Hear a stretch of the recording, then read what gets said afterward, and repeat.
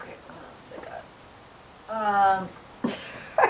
got? I have another funny story if you want to hear it. Of course. Okay.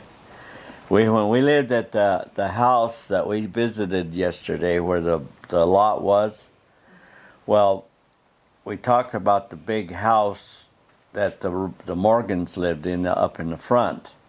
And they had a cellar door off the back porch.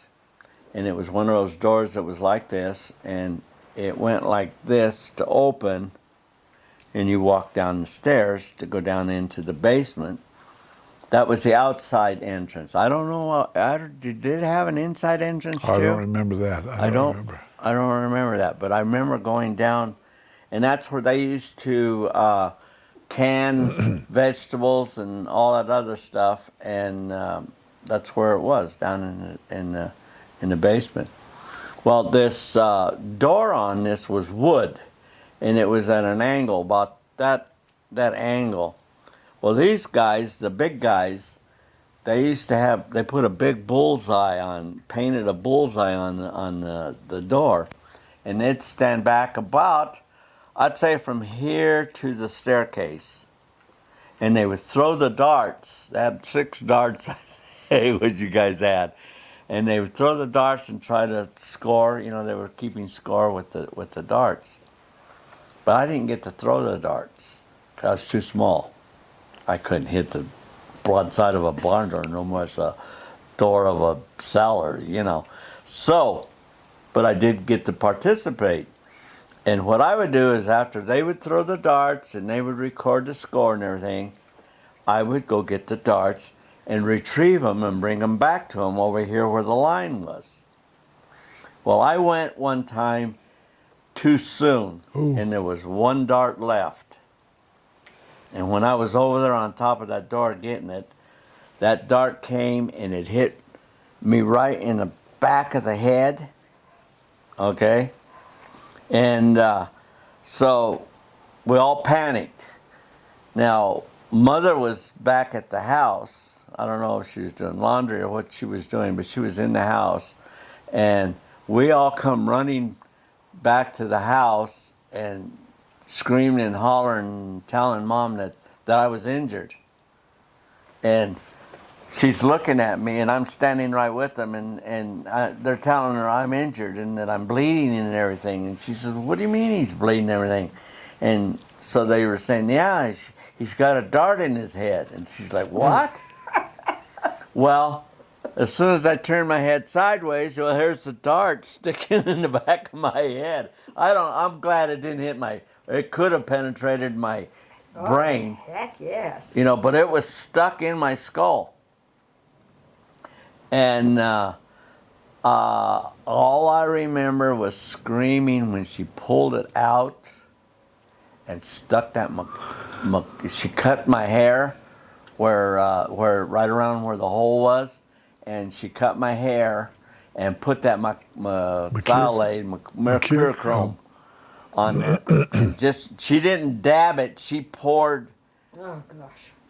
a big swab of it in top of my head like that, and I was screaming bloody murder, and so that was the end of the dart game. So I didn't get to ever play with the darts, and I never even did when they played yard darts. You know, as time moved on, they had a new game, yard darts. I never even got to play that, so I wasn't privileged to play darts. How did your mom do laundry? By hand, and she had an old wringer, the kind that you went like this for the clothes to get the water and soap out of it. She had a washing machine. It wasn't electric or anything. It was a hand wringer washing. I remember it was round. Remember it? Yeah. I don't know if you remember when I got my arm caught in it. I did too. Oh, gosh. All the way up here. Telling me that. Yeah. All the way up there. To the elbow. Well, mine was to the elbow. I think mine was further. It had a release locking thing on there. If the clothes got too thick, that it would pop. It on the end. It had a kind of a spring deal like where a hinge. a release, and you could pull the clothes out. Well, in this case, we were pulling arms out. Yeah. And another thing, Mother used to do ironing. She used to iron our clothes. You know, we never went out of the house with wrinkled clothes that were just washed and hung on the line. Stuff. Mother used to iron our shirts for us, and if we had some nice pants. And she used to let me do the hankies and the pillowcases. And one time I got too close to the ironing board, and my belly was right next to the iron. I was real young, and I was doing the hankies. Because back in those days, we used to use hankies for our snot noses. Well, we'd have them in our back pockets. Remember, she'd give us one, and we'd have it in our back pocket. So if we were out playing, we could blow our nose. You know, we didn't have Kleenexes or wipes back then. So, but anyway, after she had washed the hankies, well, she would let one of us iron the hankies. And so when my belly was next to the ironing board, well, that iron went right across my belly, and that heat gave me, and I still have the scar from that iron where it went across my belly. And there's been times when I've had people check my belly for physicals and something. That's, what's that?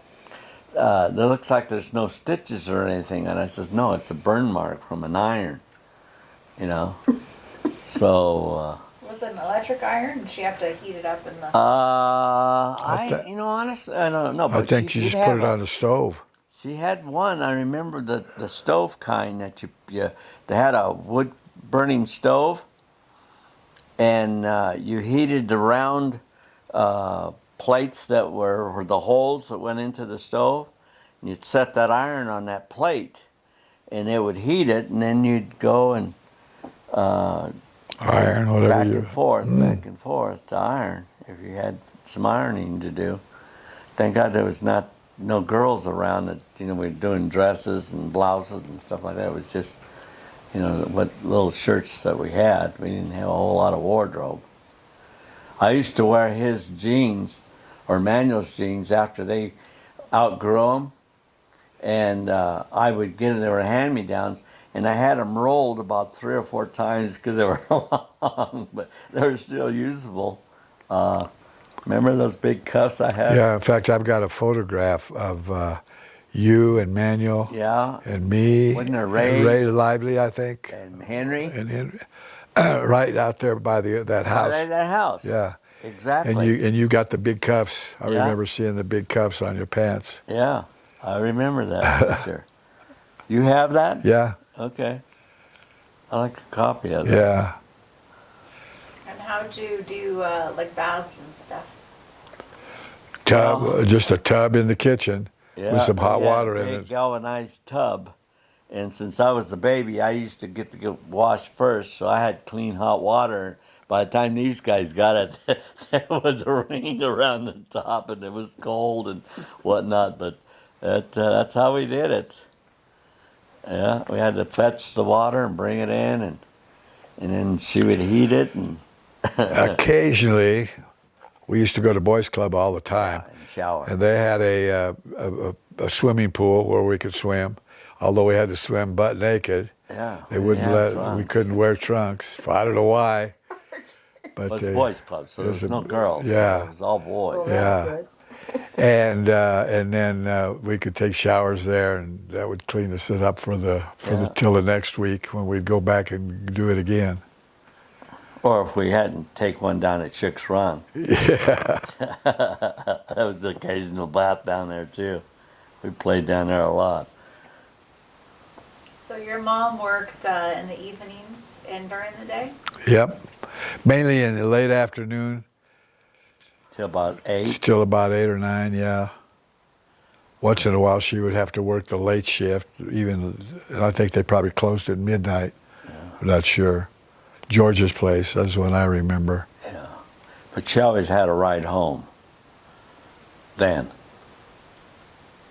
Oh, she would have to have had. Oh yeah, would have been a long, dangerous walk to get to the hillside. She wasn't conniving like us and steal a bike that was parked out in front and ride home. But That was our thing. Well, that's probably where she met Johnny Grimaldo. Yeah, jumping fences and stealing bikes were our mysterious, Fun things to do. deeds, which we see now. Somebody asked me one time, why don't I put Christmas tree lights out around my patio and on my trees and stuff like that? And I says, well, I'll tell you why. Because I don't want no one to go out there and steal them. You know, and people do go out and steal them. Well, when we were kids, we didn't have a Christmas tree. We didn't have lights. We didn't have anything. So when we did end up with lights, is because we stole them from the rich people that put them out on the trees and out on the patios. We used to steal those lights and bring them home. And Mom would say, where did you get these from? Well, we found them, Mom, somewhere, or whatever the story was. And she says, yeah, if they worked, you probably had taken them from somebody's patio or front porch or tree or something like that. But back in those days, here was the neat thing. You turned one bulb out and they all went out. So you could take everything what you wanted. But now you lose one bulb or it burns out, they still stay lit. You know, it's technology over the years is. To change the subject, did you hear the story of Maria's lights around her? Yeah, they changed. They change color, and I don't know what else she was telling, but it's unbelievable Yeah. what those lights will do, and they're just And it's just one filament. one little light bulb like that Yeah. lights up the. Well, when we left, I said to you, look at it, they were blue when we Yeah. left. They were blue. But it's a bulb